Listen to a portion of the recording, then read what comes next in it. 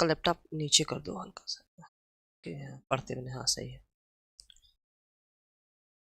नमस्कार साथियों, teachers academy में आप सभी का स्वागत है। मैं हूं सुचित सर। रोज की भांति 5 बजे आपकी यह क्लास बीपीएससी 6 to 8 टीआरई 4 के लिए चलती है। हिंदी में हम लोग प्रैक्टिस और थ्योरी दोनों पढ़ रहे हैं, तो प्रैक्टिस लगातार चल रही है, अब थ्योरी हम चला रहे हैं। थ्योरी में आज हम आदिकाल का चैप्टर पढ़ रहे हैं। आदिकाल के भाग का तीसरा चैप्टर है ये।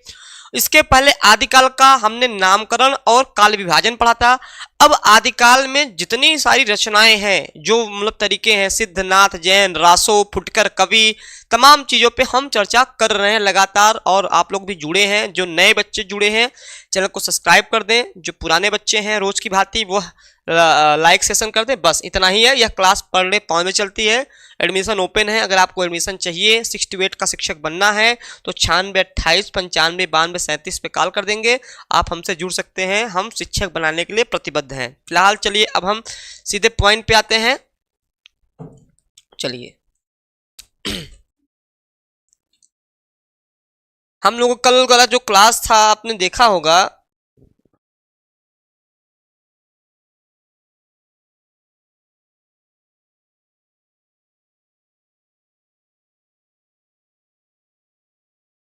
चलिए, सबका स्वागत है। प्रशांत, गुड इवनिंग। चलिए अब शुरू करते हैं आदिकाल पे। आदिकाल पे चर्चा करते हैं मेरे प्यारे साथियों। कल जो है आदिकाल पे चर्चा चल रहा है। आदिकाल पे ठीक, आदिकाल पे चर्चा चल रहा है। तो आदिकाल पे जो है हमने क्या चर्चा किया हुआ है, यूपी टीजीटी 2000 यूपी ललित, उसमें दे तो दिया है यूपी टीजीटी का भैया। मई और जून रखा गया है, मई और जून पेपर रखा गया है। मई में टीजीटी है और पीजीटी जून में है। भाई डेट भी तो आ गई, ऑफिशियल डेट अनाउंस हो गई है। आपको पता होना चाहिए ना, ऑफिशियल डेट क्या हो गई है, अनाउंस हो गई है। ठीक, मई जून में अनाउंस हो गई है। ठीक, हाँ मई और जून में। असिस्टेंट प्रोफेसर का अप्रैल में है और मई में टीजीटी का है, जून में पीजीटी का। ऑफिशियल डेट अनाउंस हो गई बच्चा, आप चेक कर सकते हो। चलो फिलहाल आदिकाल पढ़ते हैं। आदिकाल में हम लोगों ने क्या पढ़ा, हम लोगों ने पढ़ा सिद्ध पढ़ लिया है, सिद्ध पढ़ लिया है ना, सिद्ध। आज हम लोग पढ़ेंगे नाथ, पढ़ेंगे नाथ, बहुत इंपॉर्टेंट है।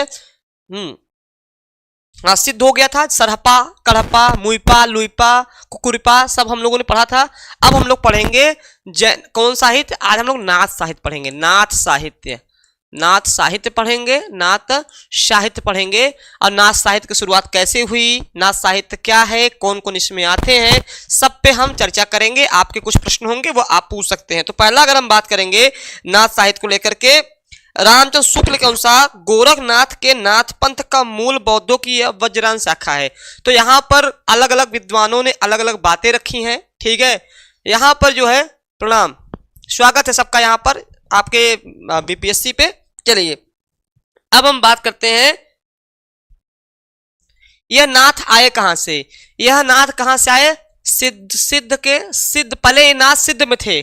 सिद्ध से निकल कर इन्होंने एक अपना नया धर्म, नया तरीका बनाया। ठीक है, वहां पर क्या बनाया, नाथ बनाया। ठीक है, तो यहां और सिद्ध से क्यों अलग हुए, थोड़ा मैं इसको समझा दूं आपको। मध्य मांस और मैथुन के विरुद्ध, मध्य मांस और मैथुन के विरुद्ध, मध्य मांस और मैथुन, मतलब मध्य जानते मदिरा, ठीक है, मांस मैथुन, ठीक है, इसके विरुद्ध त्याग पर बल देते हुए, त्याग पर बल देते हुए, त्याग। देखिए जब भैया सबसे पहले हमें ये जानना जरूरी है कोई चीज आई क्यों, भाई आने के पीछे एक रीजन होता है, आई क्यों, ये जानना बहुत जरूरी होता है। फिर उसके बाद त्यागते हुए, और इसके बाद ब्रह्मचर्य पर जोर दिया। देखिए ब्रह्मचर्य पर दे दिया, ब्रह्मचर्य पर जोर दिया। चलिए मैं जोर दिया, यहां मैं थोड़ा सा आपको व्यवहारिक रूप से समझा दूं कि जो सिद्ध थे, सिद्धों की संख्या जो 84 थी, वहां पर क्या था कि मद्य मांस मदिरा ये सब चीजें बहुत ज्यादा आ गई थी, इसीलिए इनसे और स्त्री विभोग आ गया था। इसीलिए सिद्धों से अलग होकर नाथ एक अलग संप्रदाय के रूप में हुआ। और जिस कारण से ये हो रहा था, ये मांस मैथुन मध्य, क्योंकि सामाजिकता में रहते थे, इन्होंने क्या किया, ब्रह्मचर्य पर जोर डाला, ब्रह्मचर्य पर जोर डाला, स्त्रियों को कामनी कहा, इसीलिए नाथ नाथ संप्रदाय का प्रभाव कबीरदास पे भी पड़ा है। माया महा ठगनी हम जानी आप पढ़ते हैं, ठीक। तो ये अपना अलग रूप देने लगे और ये थोड़ा सा सामाजिक दूरी बना के रहने लगे हैं। नाथ जो है सामाजिक दूरी बना के रहने लगे। कनफटा इनको कहा जाता है, कान में कनफटा। योगी आदित्यनाथ का नाम जानते हैं, हमारे प्रदेश के मुख्यमंत्री हैं, वो इसी संप्रदाय के आपके अंतर्गत आते हैं, ठीक है। चलिए ये समझ गए, आगे पढ़ेंगे हम। सिद्धों का प्रभाव भारत के पूर्वी भागों में था। दो प्रश्न याद रखिएगा, देखिए कई बार परीक्षा में पूछा गया टीजीटी पीजीटी। सिद्धों का प्रभाव, यहां पर देखिए सिद्धों का प्रभाव भारत के पूर्वी भागों में था। यह प्रश्न पूछा गया है, भागों में था, ये भागों में था, ये प्रश्न पूछा गया है आपसे। अब हम लोग अक्सर क्या पढ़ लेते हैं, थोड़ा सा थ्योरी पढ़ते हैं, रचनाएं पढ़ लेते हैं, ये गलती कर देते हैं। फिर पूछ लेगा कि सिद्धों का प्रभाव भारत के किस क्षेत्र में था, पूर्वी में था, उत्तरी में था, दक्षिणी में था, ऐसे प्रश्न पूछ लेगा तो आप फंस जाएंगे। तो यहां पर एक एक लाइन पे ध्यान रखना है मेरे प्यारे साथियों। कारण क्या है कि यहां पे कब कहां से प्रश्न पूछ ले आपको जानना बहुत जरूरी है, ठीक है। अब हम बात करेंगे पूर्वी में था। सिद्धों का प्रभाव भारत के पूर्वी में था और नाथों का संप्रदाय देश के पश्चिमी भागों में। नाथों का प्रभाव देश के पश्चिमी भागों, देश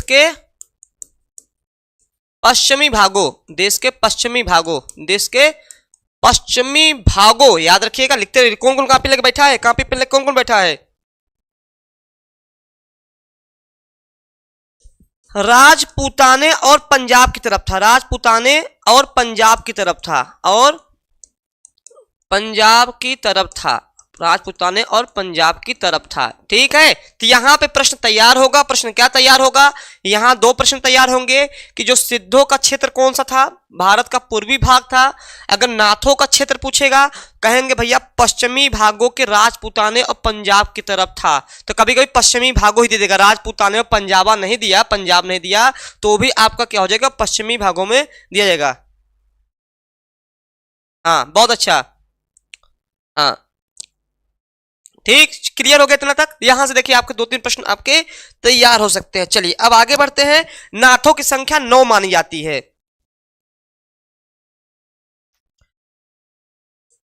नाथों की संख्या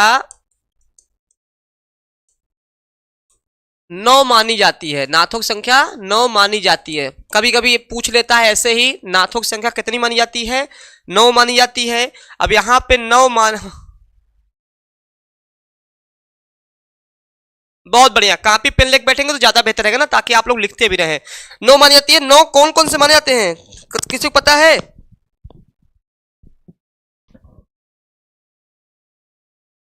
हाँ, इन्हें कनफटा कहा जाता है, कनफटा भी कहा जाता है, कनफटा भी कहा जाता है, इन्हें कनफटा भी कहा जाता है। कनफटा मतलब क्या होता है, कोई बता सकता है?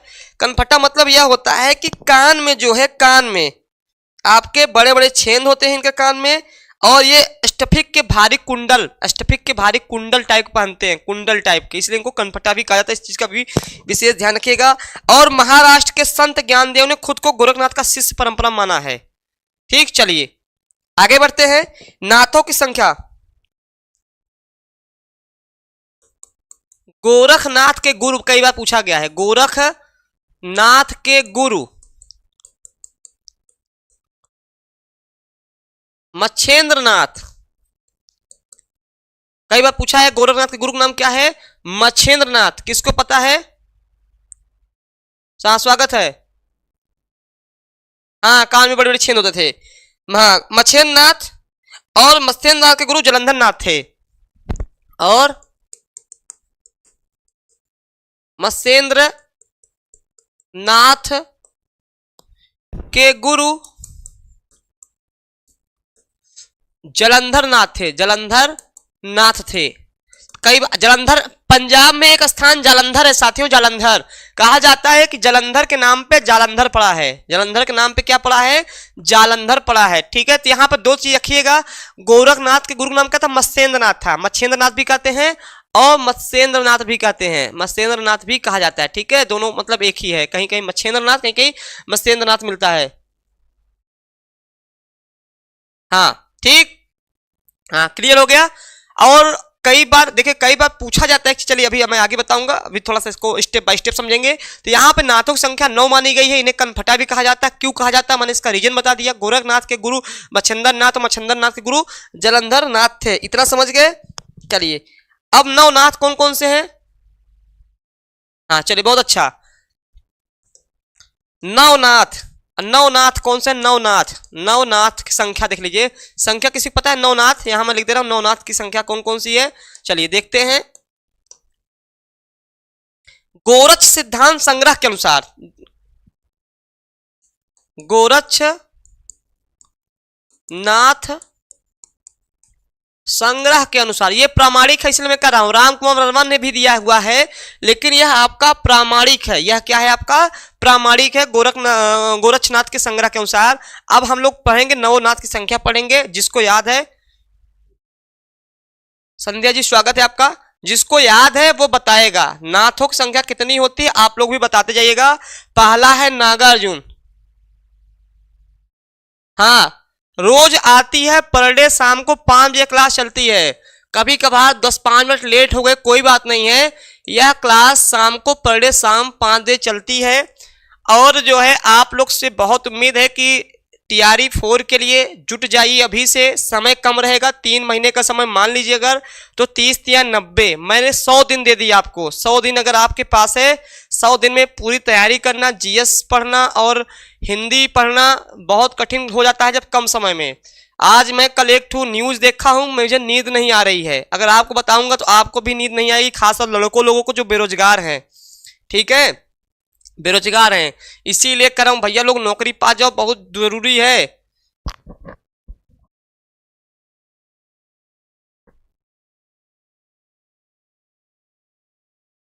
हाँ आएगा आएगा, टेट आएगा, परेशान मत होइए। ठीक है, तो यहां पर गोरखनाथ संग्रह के अनुसार जो है नवनाथ, नवनाथ जो है नागार्जुन। पहले क्या हो गए, नागार्जुन हो गए। नागार्जुन रसायन शास्त्र थे, नागार्जुन, नागार्जुन। याद करिए, जो जो आपको याद हो बताते जाइए, आप लोग बताते जाइए। ठीक, जड़ भरत, जड़ भरत, हरिश्चंद्र, हरिश्चंद्र। चौथे नंबर पर आपके हैं सत्यनाथ भीमनाथ, सत्यनाथ। पांचवा भीमनाथ, पांचवा भीमनाथ है। छठवें नंबर पे जो है आपके आदिनाथ हैं।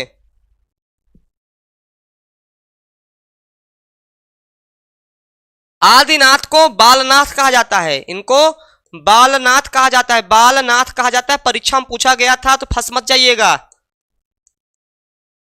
आदिनाथ को बालनाथ ही। अच्छा संदेश का नींद नहीं आएगी, बता दीजिए न्यूज। अरे बहुत खतरनाक न्यूज थी। न्यूज था बेरोजगारी बच्चों। मैं कह रहा हूँ लड़कों के लिए नौकरी क्यों जरूरी है, समझ लीजिए भाई साहब। आज सुबह सुबह जब मेरा इन्फॉर्मेशन और जो क्लासेस चलती हैं, वो जब मैं क्लास पढ़ाने गया तो न्यूज बिहार से निकल के आई कि एक लड़का जो है अपनी गर्लफ्रेंड को जो है वह अपने पिताजी से मिलवाने गया। कि पिताजी 3-4 साल का रिलेशन रहा होगा लड़की के साथ, और जो है मिलवाने गया। लड़का बेरोजगार था, तैयारी कर रहा था आप लोग जैसे टीचर की तैयारी कर रहा था। तो जैसे ही गया तो उसके पिता शिक्षक थे, और उस पिता के जो है मतलब उस लड़के की माँ दिवंगत हो चुकी थी 5-6 साल पहले। अब वो लड़की देखी कि उसके पिता शिक्षक हैं, तो लड़का को छोड़ करके उस पिता से ही शादी कर ली। अब वह लड़का की माँ बन गई। गजब न्यूज है भैया। बाप भाई, बाप ना बड़ा भैया, सबसे बड़ा रुपया। इसीलिए कहता हूँ कि भैया लोग पढ़ लो, मेहनत कर लो, नहीं तो पता लगा आप वाले कोई होगा जाएगा कोई और। अरे जाने दीजिए, बहुत दुख होता है जीवन में। ठीक है, तो आदिनाथ बालनाथ कहा जाता है। बताइए, वो लड़के की मम्मी बन गई, बताइए। चलिए, तो यहां पर नागार्जुन, जड़ भरत, हरिश्चंद्र, सत्यनाथ, भीमनाथ, आदिनाथ, गोरक्षनाथ, नागार्जुन। देखो गिन गए, नागार्जुन, जड़ भरत, हरिश्चंद्र, सत्यनाथ, भीमनाथ। भीमनाथ हो गया। हाँ, गोरक्षनाथ क्रम से लिखूं ताकि मैं भी नो। हाँ, गोरक्षनाथ मतलब गोरखनाथ, गोरक्षनाथ, गोरक्षनाथ। 7वें नंबर पढ़ेंगे हम लोग 7वें नंबर पे। चलिए अब हम पढ़ेंगे 7वें नंबर पे गोरखनाथ हो गए, चरपड़नाथ,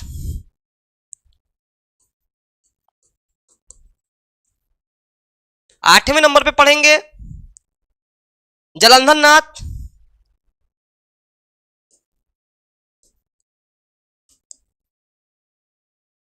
9वें नंबर पढ़ेंगे हम लोग मलयार्जुन,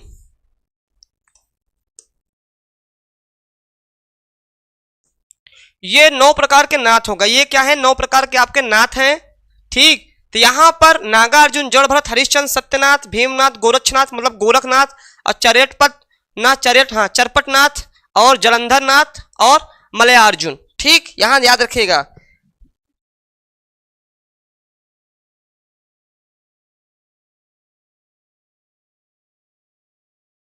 क्लियर हो गया? बहुत अच्छा संध्या, गोरखनाथ, चरपटनाथ, जलंधर नाथ। हाँ चलिए ठीक, बहुत बढ़िया। हम अगला पढ़ेंगे, ये हो गया आपका 9 प्रकार के। तो हाँ इसको लिख लीजिए, अगर जिसने नहीं लिखा है मैं पीछे कर दूं, लिख लीजिए आप लोग। यह क्लास पर डे शाम को चलती है। जो नए बच्चे हैं जो आज जुड़े हुए हैं, यह class per day live class आपको 5 बजे शाम को मिलेगी, तो आप लोग जुड़ जाया करिए। हम लोग प्रैक्टिस और थ्योरी दोनों पढ़ रहे हैं। चलिए अब आगे पढ़ते हैं।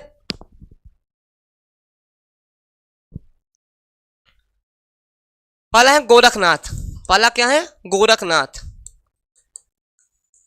अब देखिए गोरखनाथ कहा जाता है कि नाथ संप्रदाय के प्रवर्तक कौन है, तो ज्यादातर लोग गोरखनाथ को लगा चले जाते हैं। एक्चुअल में तो मच्छिंद्र नाथ हैं, इनके गुरु थे, लेकिन चूंकि प्रसिद्ध ये हुए, नाथों में सबसे ज्यादा प्रसिद्ध हुए ये हुए, गोरखनाथ प्रसिद्ध हुए, ठीक है। अब देखिए इसमें देखा जाए, अगर इसमें देखा जाए तो ये जो नागार्जुन है आपके सिद्धों में 3-4 ये सिद्ध ही थे पहले, जैसे नागार्जुन हो गए, गोरखनाथ हो गए, 1-2 लोग और हो गए, हरिश्चंद्र हो गए, ये सब पहले गोरखनाथ उसमें सिद्ध में ही थे।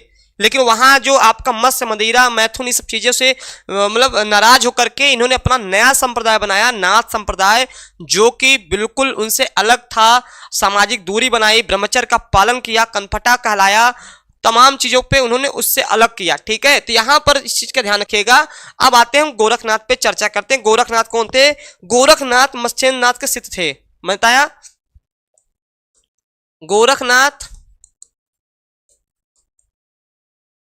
मत्स्येंद्र नाथ के शिष्य थे,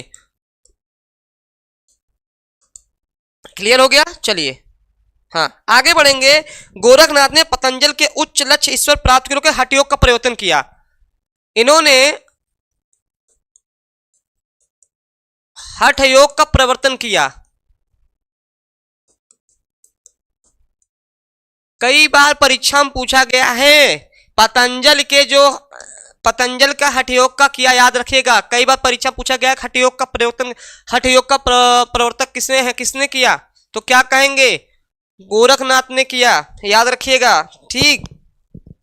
पतंजल के उच्च लक्ष्य ईश्वर प्राप्त के हठ योग का प्रवर्तन किया। इनके समय के लेकर बड़ा विवाद है। राहुल सकृत्यायन,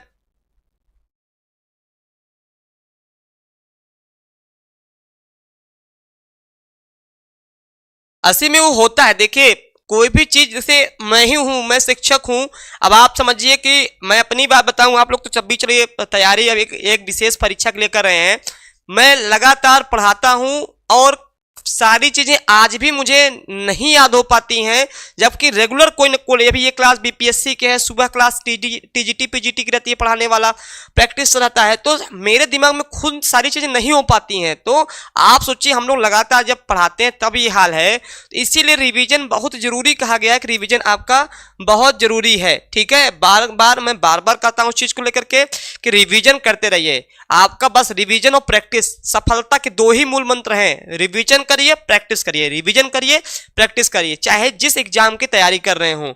तो आप लोग ये मत सोचिए एक बार हमने पढ़ लिया, उसको अगर हम 6 महीने बाद पढ़ेंगे वो आपको बिल्कुल नया लगेगा। मुझसे ही अगर मैं 1 महीने छोड़ दूं तो मुझे ही सारी चीजें नई लगने लगेंगी, जबकि हम लोग तो आपको पढ़ाते हैं, ठीक। मैं उस टाइप का शिक्षक नहीं हूं। मैं बता दूं कि मुझे बहुत ज्ञान है, आज तक कोई ऐसा माइक लाल पैदा नहीं हुआ जिसे पूरा ज्ञान हो, ठीक है। हम लोग भी प्रैक्टिस करते हैं, रिवीजन करते हैं, वो चीजें आपको देते हैं, वही आपको सिखाते हैं। चलिए फिलहाल में आगे बढ़ते हैं।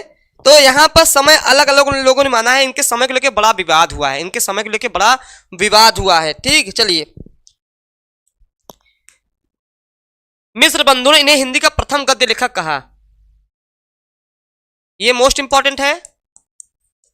मिस्र बंधुओं ने इन्हें हिंदी का प्रथम गद्य लेखक कहा। गद्य लेखक कहा, लेखक कहा गोरखनाथ मिश्र, ऐसे जोड़ लीजिएगा। नहीं, कोशिश करिए, लगातार स्टडी करिए, कोशिश बहुत अच्छी चीज है, आप पढ़ते रहिए। देखिए सफलता एक दिन में नहीं, लेकिन एक दिन में नहीं मिलती, लेकिन एक दिन मिल जाती है। ठीक है, तो आप लोग बस प्रैक्टिस करते रहिए। जो खासतौर जो है आपके जो भी एग्जाम आपके हों सब में जो है आप करते रहिए। बाकी कोई कुछ पूछना हो, नहीं समझ में आ रहा हो, टीजीटी पीजीटी असिस्टेंट प्रोफेसर, मैं सुबह शाम पर डे मेरी न्यूज़ की क्लास रहती है, मेरी टीजीटी की क्लास रहती है, मेरी बीपीएससी क्लास रहती है।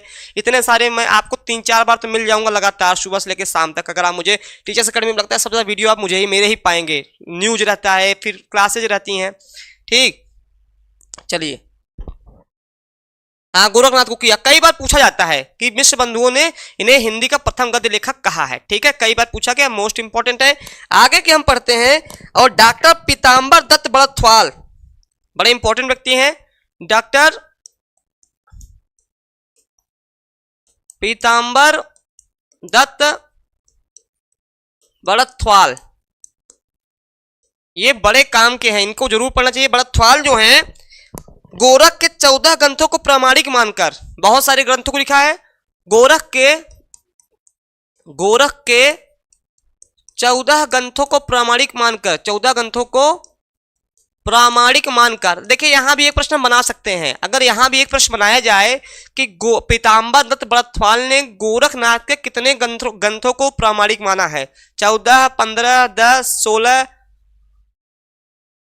नहीं, धन्यवाद। मैं प्रयास करता हूं कि आपको समझ में आ जाए। मैं बहुत विद्वान नहीं बनना चाहता हूं, बस इतना मुझे ईश्वर ज्ञान दे कि मैं आपको समझा पाऊं। ठीक है, मुझे ये नहीं कि मुझे बहुत नॉलेज हो, सारे चीजें रटे रहे, मुझे विद्वता से मतलब नहीं है। बस मतलब है कि मेरा समझाया हुआ आपको समझ में आ जाए। ठीक है, तो डॉक्टर पीताम्बर दत्त बड़थवाल गोरखनाथ के 14 ग्रंथों को प्रामाणिक मानते हैं। एक चीज यहां याद रखिएगा मेरे प्यारे साथियों कि यहां भी प्रश्न बना देगा। क्या प्रश्न बनाएगा कि अगर देखिए प्रश्न कितने प्रकार से बनाया जाएगा। यहां मैंने पूछ लिया आपसे, डॉक्टर पीताम्बर दत्त बड़थवाल ने गोरखनाथ के कितने ग्रंथों को प्रामाणिक माना है। विकल्प है 12, 14, 10, 16, ऐसे दे देगा तो आपका एक प्रश्न यहां से भी तैयार हो जाएगा। ठीक, फिर आगे बढ़ते हैं। हाँ, मानकर उनका संपादन गोरखबानी किया। प्रामाणिक मानकर उनका संपादन गोरखबानी किया, गोरखबानी किया।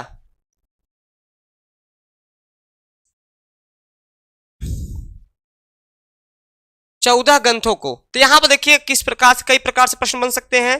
प्रश्न यहां फिर एक बन सकता है कि भैया गोरखबानी का संपादन किसने किया, डॉक्टर बड़थवाल ने किया।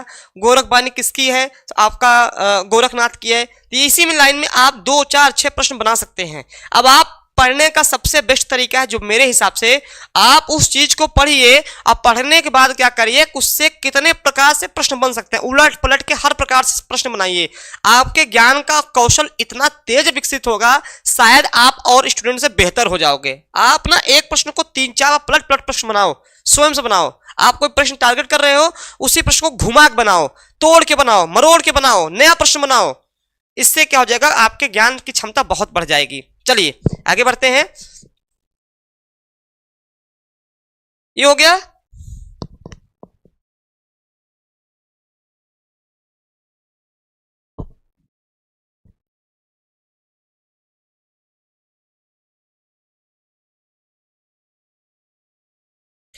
इनकी जो प्रमुख रचनाएं हैं, प्रमुख रचनाएं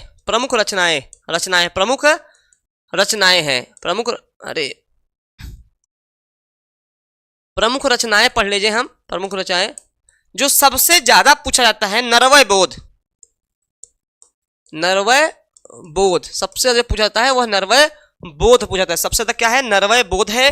उसके बाद अगर हम बात करें, पंचमात्रा है, आत्मबोध है, पंचमात्रा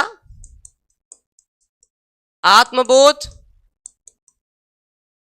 ठीक, याद करिएगा। और इसके अलावा जो है नरवय बोध हो गया, ज्ञान तिलक पंचमात्रा, ज्ञान चौतीसा,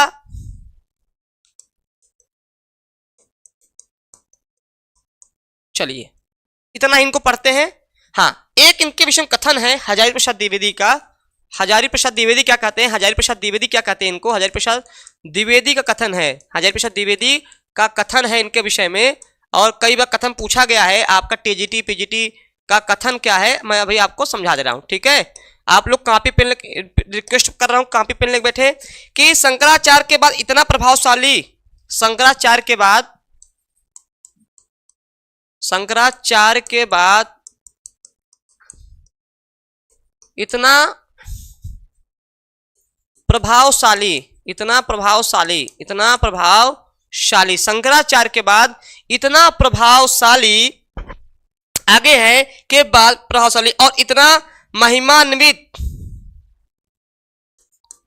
और इतना महिमान्वित, महिमान्वित, महिमान्वित यहां संधि हुई है, महिमान्वित भारतवर्ष में दूसरा नहीं हुआ, भारत वर्ष में दूसरा नहीं हुआ। कथन भी पूछता है ना आप लोगों में। अब ये क्लास इतनी डीपली है कि आपका क्या बीपीएससी, क्या बीपीएससी 9, 10, 11, 12 भी पढ़ेंगे तो ये भी क्लास आपको इससे बाहर कुछ पढ़ना ही नहीं पड़ेगा, ठीक है। आगे है गोरखनाथ अपने युग के सबसे बड़े नेता थे, हो सकता है यही लाइन दे, गोरखनाथ अपने युग के सबसे बड़े नेता थे, अपने युग के सबसे बड़े नेता थे, सबसे बड़े नेता थे। मान लीजिए ये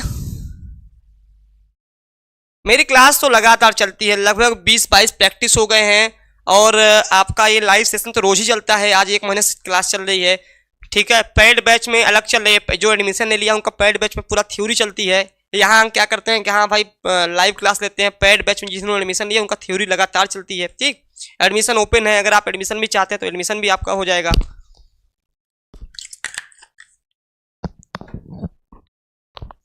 चलिए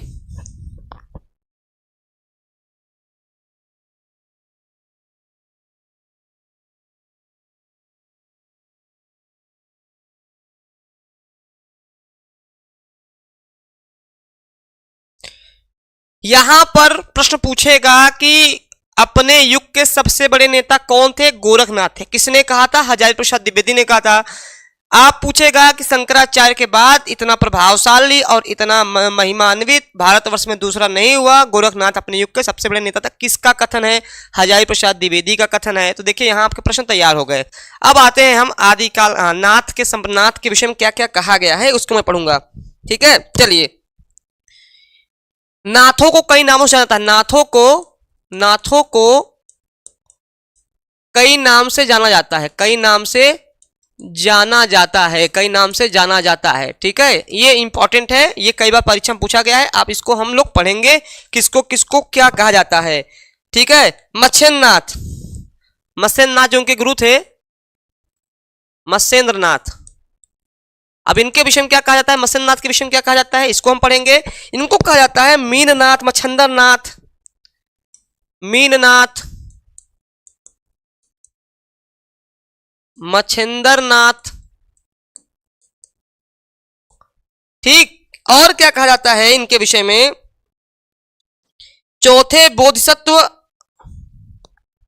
चलिए इतना ही मैं कह रहा हूं। चलो दूसरे नंबर पे हैं, गुड इवनिंग विशाल, स्वागत है। दूसरे नंबर पे हैं जलंधर बालनाथ, ये कई बार पूछा गया है। जलंधर को क्या कहता है, बालनाथ। तीसरे नंबर पे है जो किसको कहा जाता है, नागार्जुन को रसायनी कहा जाता है, नागार्जुन को रसायनी। चौथे पे हम बात करेंगे, चौथे पे हम बात करेंगे चौरंगीनाथ को, पूरन भगत,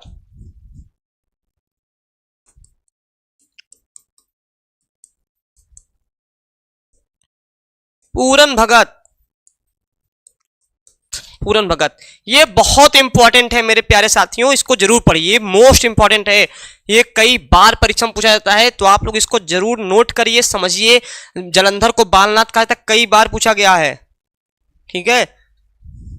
जलंधर को बालनाथ कहा जाता है, और नागार्जुन को रसायनी कहा जाता है, चुरंगीनाथ को पूरन भगत कहा जाता है, मत्स्यनाथ का मीरनाथ, मच्छिंद्रनाथ। ये बहुत इंपॉर्टेंट है, आप लोग इसको जरूर पढ़ें। क्लियर हो गया सबको, समझ में आ गया? मेरी क्लासेस समझ आ रही है? आप जो भी शिकायतें हो आप मेरे सामने कर सकते हो। मैं शायद ही ऐसा शिक्षक हूं जो अपनी चीजें अपने ही सामने सुनना चाहता हूं, कमियां, अच्छाइयां, खराबियां, सारी चीजें, ठीक है। चलिए अब लोग जैन साहित्य पढ़ेंगे।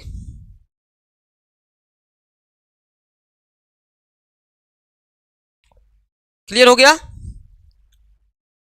अब लोग पढ़ेंगे जैन साहित्य, सिद्धनाथ जैन साहित्य। हम लोग पढ़ेंगे क्या? जैन साहित्य पढ़ेंगे। देखिए हम लोग क्रम से पढ़ रहे हैं, आपकी पूरी नोट्स तैयार हो जाएगी इससे, ठीक। अब जैन साहित्य पढ़ते हैं। जैन साहित्य का मुख्य भारत का पश्चिमोत्तर, इनका क्षेत्र, इनका मतलब जैन का, जैन क्षेत्र, चलिए एक मिनट ऐसे लिख दूं तब समझ में आएगा। जैन साहित्य का प्रमुख क्षेत्र, ये बहुत इंपॉर्टेंट है, प्रमुख क्षेत्र, ठीक। कहां रहा इनका? भारत के पश्चिमोत्तर प्रांत गुजरात और राजस्थान रहा। भारत के पश्चिमोत्तर प्रांत गुजरात और राजस्थान रहा, गुजरात और राजस्थान रहा, गुजरात और राजस्थान रहा। ये बहुत इंपॉर्टेंट है, बहुत अच्छा। ये कई बार परीक्षा में पूछा गया है, याद रखिएगा आप लोग, क्योंकि हम आपसे कहते, जैसे आप लोग पेपर देने जाते हो, सर ये कहां से पूछ लिया। आप लोग के साथ दिक्कत पता है कि आप लोग ना केवल रचना रटते हो, रचना रट लिए कि इनकी ये रचना है, इनकी ये रचना, ये पुरस्कृत है, ये है, वो है, ढकाना फमकाना, ये सब पढ़ लिया। हम कह रहे हैं कि सारी चीजें पढ़िए जो इनके विषय में कही गई हैं। अब मैं चाहता तो जैन साहित्य के कुछ जो फेमस है मैं उनको लिखवा करके बरी कर देता, चलो भैया आगे बढ़ो, लेकिन मुझे नहीं लगता, क्योंकि आदत ही नहीं है। मुझे लगता है कि टफेस्ट पेपर बनाए, कठिन से कठिनतम पेपर भी रहे तो टीचर्स एकेडमी वालों का होना चाहिए, जिस पे आप लोग पढ़ रहे हैं। तो यहां पर प्रश्न क्या बनेगा आपका? पश्चिमोत्तर प्रांत, ये इंपॉर्टेंट है, गुजरात और राजस्थान, ये भी कहिए। देखो तीनों का हो गया, नाथ का भी हो गया, जैन का भी हो गया, और किसका हो गया? सिद्ध का भी हो गया। सिद्ध कब बने बताया? कहां क्षेत्र रहा है? नाथों का राजपूताना साइड रहा है, और जैनियों का कहां रहा है? पश्चिमोत्तर प्रांत, राजस्थान और गुजरात साइड रहा है। सबको समझ में आ गया? आगे बढ़े हम लोग, चलिए अब आगे देखते हैं क्या रहा है। हाँ, इनके कुछ प्रसिद्ध जैन हैं, कौन कौन है? स्वयंभू, कुछ क्या है? स्वयंभू, पौमचरी स्वयंभू है। इसके बाद कौन है आपके? पुष्पदत्त है, धनपाल है, पुष्पदत्त है, धनपाल है, ये जैन है। ये सब क्या है?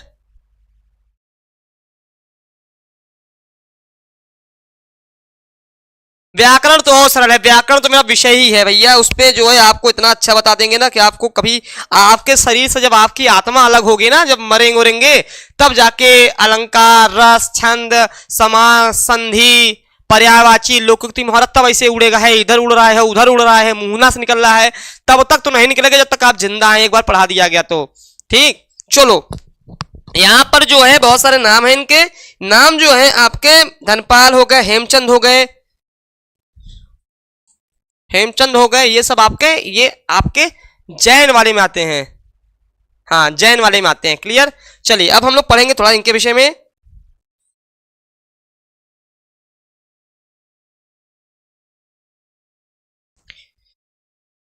जैन साहित्य में, जैन साहित्य में रास काव्य परंपरा रही है, रास काव्य परंपरा रही है, रास काव्य परंपरा रही है। जैन साहित्य में रास काव्य परंपरा रही है, ठीक है। जैन साहित्य में रास काव्य परंपरा रही है।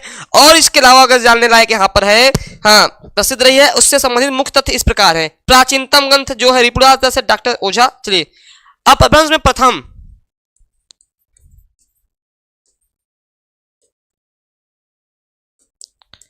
अपभ्रंश में प्रथम जो लिखा गया इनका, उपदेश रसायन रास, उपदेश रसायन रास जिनिदत्त सूरी, उपदेश रसायन रास जिनिदत्त सूरी। फिर हम पढ़ेंगे हिंदी में प्रथम। देखिए दोनों चीज याद रखिएगा, अपभ्रंश में प्रथम, हिंदी में प्रथम, ये दोनों इंपॉर्टेंट। यही हमसे कंफ्यूजन हो जाता है कि हिंदी का मतलब क्या होता है, अपभ्रंश का मतलब क्या होता है। अपभ्रंश में जो लिखा गया सबसे पहले हुआ है उपदेश रसायन रास जिनिदत्त सूरी। देखो जिन से जैन कहलाए, ठीक है। जैन हमेशा देखो कैसे ट्रिक पकड़ोगे, ट्रिक ऐसे पकड़ना भैया, जिन जो विजेता हुए क्या कहलाए, जिन कहलाए। जब आप महावीर प्रसाद द्विवेदी, महावीर प्रसाद जैन, महावीर जैन को पढ़ते हो, उनको नाम क्या, जिन क्यों लगा, जिन मतलब विजेता, इसलिए वो जैन कहलाए। अब देखिए भैया जो जैन होता है वही तो उपदेश देता है भैया, हम आप थोड़ी देंगे, हम आप तो नौकरी पाने के लिए तैयारी कर रहे हैं भैया, धर्म महात्मा ही तो उपदेश देते हैं। तो जो जिन है, जो जैन है, वही उपदेश देंगे, ठीक है। तो उपदेश रसायन रास, आपको ऐसे ट्रिक पकड़ेंगे तो आपको याद हो जाएगा, ठीक है। अपभ्रंश, अब देखिए अपभ्रंश आप कैसे पकड़ोगे, अपभ्रंश का मतलब होता है बिगड़ा हुआ रूप। अपभ्रंश का अर्थ क्या होता है, बिगड़ा हुआ रूप। तो भैया संत क्या करते हैं, जो बिगड़े होते हैं, जिनकी सोच बिगड़ी होती है, उन्हीं को तो उपदेश देते हैं। तो अपभ्रंश में पहला जो है उपदेश रसायन रास हो गया। ऐसे अगर आप पढ़ेंगे तो हो सकता है मैं भी आपको चीजें और याद रहे, न भूलने वाला हूं, ठीक है। भरतेश्वर बाहुबली रास, भरतेश्वर बाहुबली रास,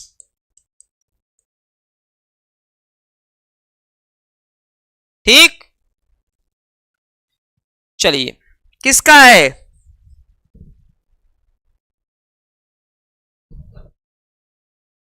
शालिभद्र सूरी का।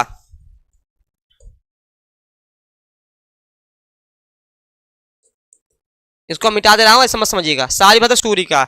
तो हिंदी में प्रथम जो जैन लिखा गया वह भरतेश्वर बाहुबली का लिखा गया, ठीक है। और उपदेश रसायन रास, ठीक है। अब देखो पहले क्लियर हो गया, चलिए अब हम पढ़ते हैं आगे।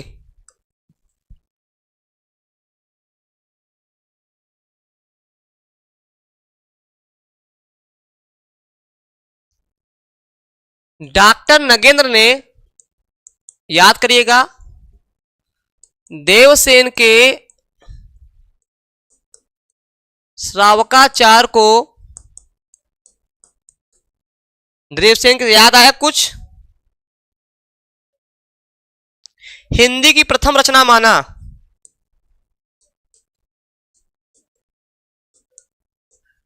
प्रथम रचना माना।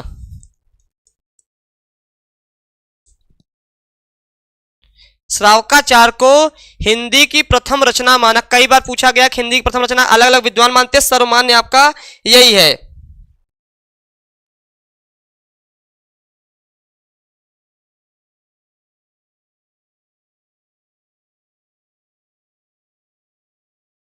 डॉक्टर नगेंद्र ने देवसेन के श्रावकाचार को हिंदी का प्रथम रचना माना। क्लियर हो गया सबका। चलिए आगे बढ़ते हैं हम लोग। देवसेन का प्रथम जो है श्रावकाचार 1933 में, यहां लिख दे रहा हूं 1933 ईस्वी में, 1933 ईस्वी में, ठीक है। समय भी लिख दे रहा हूं। आगे बढ़ते हैं हम लोग।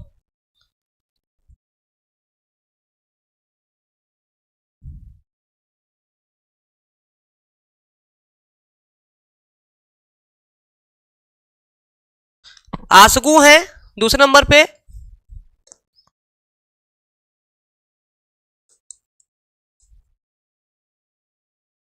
चंदन बाला रास। कुछ जो रचनाएं हैं उस पे रचनाओं में बता दूंगा, कुछ जो याद करने लायक है मैं उसको बता दूंगा।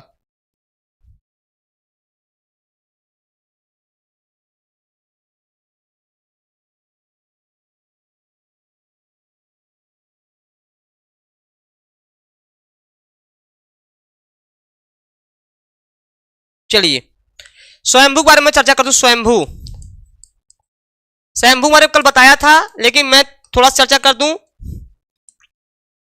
इनकी रचना पाउमचरी है, 5 खंड में है।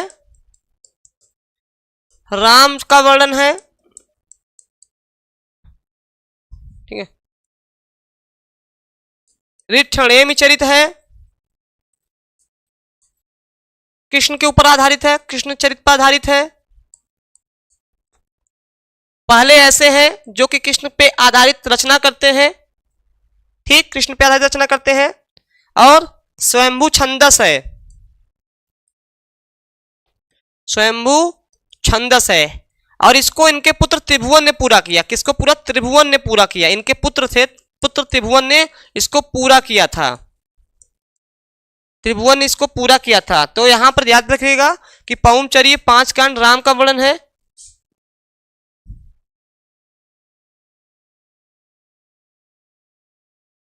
ठीक। मतलब रामचरितमानस में ये क्या करते हैं कि राम को अंत में जैन दीक्षित में मतलब अपने जैसे जैन आचार्य थे तो राम को जो है अपने यहाँ आरक्षित मतलब क्या दीक्षित कर देते हैं कि भैया ये अंत में जैन में ये परिवर्तित हो गए, ठीक है। इनका मतलब था कृष्ण चरित पर प्रथम ये है जो है प्रथम ये है जिन्होंने कृष्ण चरित के ऊपर चर्चा की, मतलब लिखा। और राम कुमार वर्मा जो है, राम कुमार वर्मा इन स्वयंभू को हिंदी का प्रथम कवि मानते हैं, हिंदी का प्रथम कवि मानते हैं, हिंदी का प्रथम कवि मानते हैं। कई बार परीक्षा में पूछा गया है हिंदी का प्रथम कवि अलग अलग मानते हैं, तो ये मानते हैं आपका ये। चलिए, समझ में आ गया सबको? यस या नो?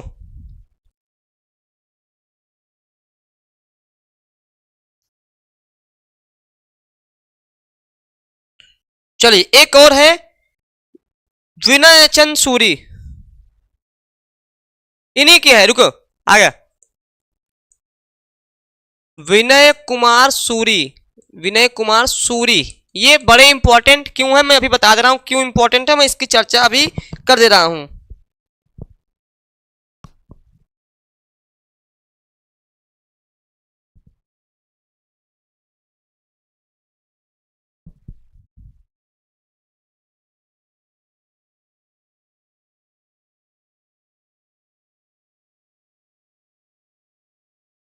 चलिए, हाँ नेटवर्क नहीं था। नेमिनाथ सूरी, नेमिनाथ। चलिए यहां पे थोड़ा सा, एक मिनट, चलिए, अरे नाम इनका याद आ रहा है, सूरी, नेमिनाथ चौपई। अब क्यों इंपॉर्टेंट, इनको लिखाने की आवश्यकता क्या पड़ गई, इनको लिखाने की आवश्यकता क्यों पड़ गई? कारण क्या है कि चौपाई छंद में 12 मासा का वर्णन इनसे मालूम है। चौपाई छंद में 12 मासा का वर्णन बहुत बार पूछा गया है। 12 मासा का वर्णन इनसे प्रारंभ माना जाता है, इनसे प्रारंभ माना जाता है, इनसे प्रारंभ माना जाता है। समझ में आ गया? इसलिए इसको लिखवाना पड़ा, इसलिए इनको लिखवाना पड़ा कि चौपाई छंद में 12 मासा का वर्णन इनसे प्रारंभ माना जाता है, ठीक है, 12 मासा का। और आपका उसमें भी पढ़ेंगे किसका, अभी रासो साहित्य आएगा, रासो में पढ़ेंगे तो वहां पे भी आपको ये देखने को मिल जाएगा। अच्छा ये बताइए, ये 12 मासा मतलब क्या होता है, कोई बता सकता है?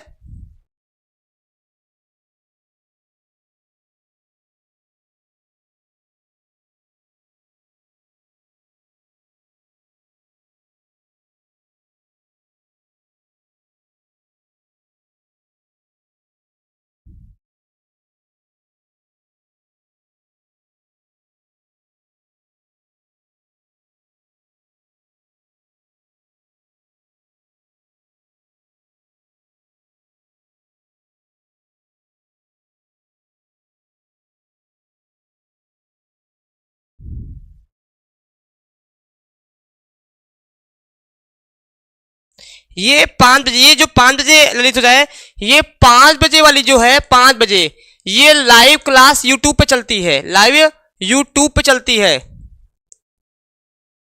यूट्यूब पे चलती है, ये per day live class YouTube पे चलती है, ठीक। हाँ बहुत बोले संध्या, 12 महीने का एक गाना आया था, आई जनवरी का लेकर ये महीना ना, वो लास्ट लाइन थी, ये साल दूसरा है वो साल दूसरा था।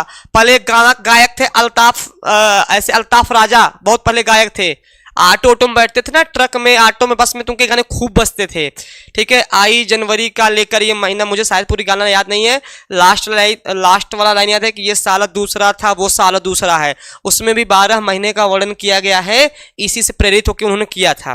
ठीक है, अब उनको कौन बताया आप लोगों को इतनी सारी चीजें।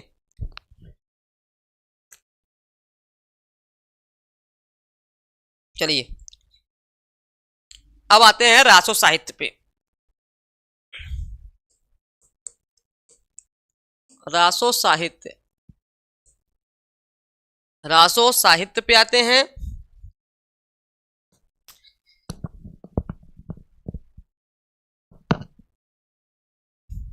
तो सबसे पहले रासो साहित्य के उत्पत्ति के विषय में अलग, रासो साहित्य की उत्पत्ति के विषय में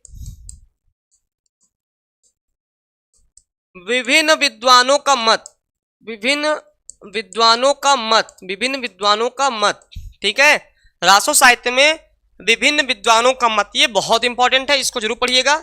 ठीक, चलिए तो किसने क्या कहा है, सबसे पहले हम बताएं किसने किससे क्या मनाया है। प्रस्तोता मूल ग्रंथ, हमने इधर लिख दिया प्रस्तोता मतलब कहने वाले, और मूल ग्रंथ, ताकि आपको समझ में आ जाए, मूल ग्रंथ। चलिए अब हम लोग चर्चा करेंगे क्या किससे है। चलिए, गार्ता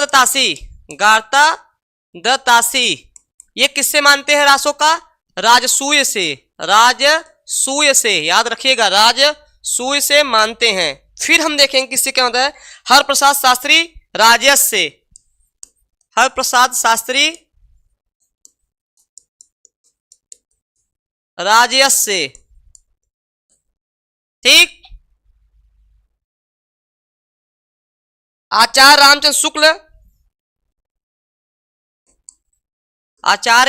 रामचंद्र शुक्ल, अब इनका बहुत प्रसिद्ध है तो इनका पढ़ना बहुत जरूरी है। किससे मानते, कोई बता सकता है। रसायन या रास से रासो मानते हैं, रसायन या रास से रासो मानते हैं।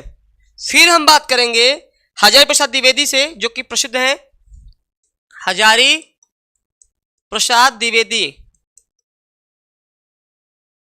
रासक से, किससे मानते हैं, रासक से मानते हैं। किससे मानते हैं, रासक से मानते हैं, जो कि उपरूपक छंद है, उपरूपक है। ठीक है, उपरूपक है। फिर हम पढ़ेंगे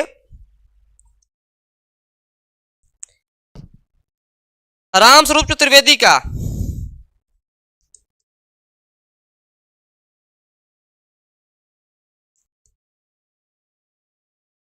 राम स्वरूप चतुर्वेदी का। ध्यान रखिएगा एक चीज ध्यान रखिएगा, जब ये आदिकाल आपका चैप्टर समाप्त हो जाएगा तो अगला जो मतलब प्रश्न श्रृंखला होगी वह पूरे आदिकाल से रहेगी। मैं जो टॉपिक पढ़ाता हूं, अगला जो प्रश्न श्रृंखला होती है वह उसी टॉपिक से रहती है। तो समझ जाएंगे, कोई दिक्कत किसी को इस विषय को लेकर के।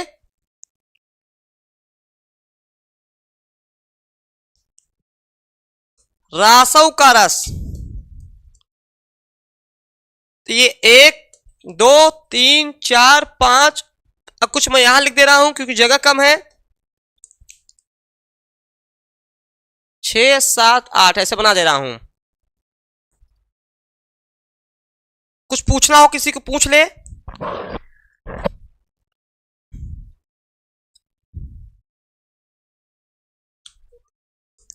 दशरथ शर्मा रासक से मानते हैं, रासक जो कि आपके हजारी प्रसाद द्विवेदी ने माना है।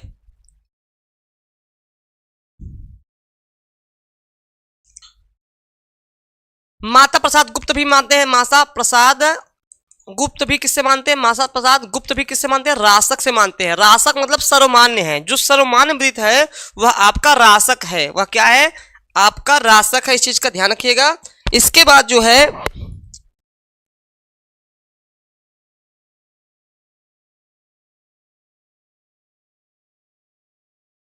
क्लियर हो गया, रासक।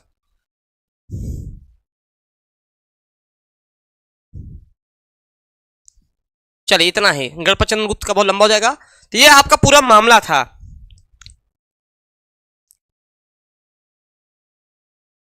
अब हम लोग कल क्या करेंगे, कल में पूरा रासो पढ़ेंगे। रासो में क्या पढ़ेंगे हम लोग, कल रासो में जो है हम लोग पूरा जो प्रामाणिक कुछ लोग मानते हैं, देखो इनको 3 भागों में बांटा के चंद्रबरदाई के जैसे वो पढ़ेंगे पिछले रासो का। माफ कैसे हो गया, कुछ लोग प्रामाणिक अर्ध प्रामाणिक ऐसे मानते हैं, उस पर चर्चा करेंगे। और जो भी परीक्षा के लिए उपयोगी होगा उस पर बात करेंगे। 12 जो आपके रासो साहित्य हैं, इसके बाद जो फुटकर हैं जैसे कि आपका अमीर खुसरो जी हो गए, आपका विद्यापति हो गए, इस विषय में कल हम लोग पूरी चर्चा बारीकी से करेंगे। कल जो है आपका यह चैप्टर समाप्त हो जाएगा। उसके बाद कल कौन सा दिन है आप लोग याद दिलाइए, कल कौन सा दिन है?